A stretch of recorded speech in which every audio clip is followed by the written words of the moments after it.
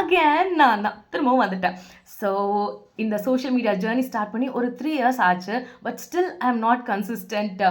So நான் கன்சிஸ்டண்ட்டாக இருக்கிறதுக்காகவும் and உங்களுக்கு இன்ட்ரெஸ்டிங்காக இருக்கிறதுக்காகவும் நான் ஒரு சூப்பர் சீரீஸ் கொண்டு வந்திருக்கேன். அது என்ன அப்படின்னா, ரிலேஷன்ஷிப்பில் வர ப்ராப்ளம்ஸ் அதுக்கான ஹோமியோபதி மெடிசன்ஸ். ஸோ இந்த மாதிரி ஒரு சீரீஸ் வந்து பண்ணலான்னு சொல்லி யோசிச்சிருக்கேன். ப்ளீஸ் சப்போர்ட் பண்ணுங்கள் கைஸ்.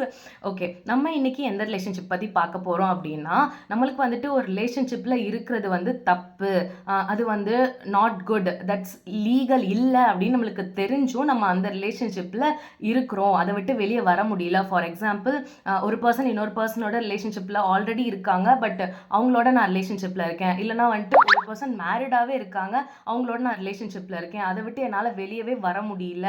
ஆர்எல்ஸ் வந்து நிறைய ஏஜ் கேப்பு, அதெல்லாம் நான் இருக்கக்கூடாதுன்னு எனக்கு தெரியுது, பட் இருந்தாலும் என்னால் வெளியே வர முடியல அப்படி சொல்லி நீங்கள் வந்து யோசிக்கிறீங்களா? ஆர்எல்ஸ் உங்களோட சரௌண்டிங்கில் யாராவது யோசிக்கிறாங்களா? கண்டிப்பாக இந்த வீடியோ உங்களுக்கு ஷேர் பண்ணுங்கள்.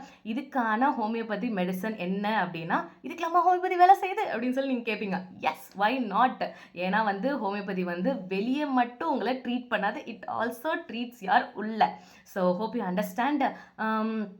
இதுக்கான ஹோமியோபதி மெடிசன் என்ன அப்படின்னா, கீழே மெடிசன்னு சொல்லி கமெண்ட் பண்ணுங்கள். நான் கண்டிப்பாக இதுக்கான பார்ட் 2 போடுவேன். Let's see there. Until that, it's bye from Kara.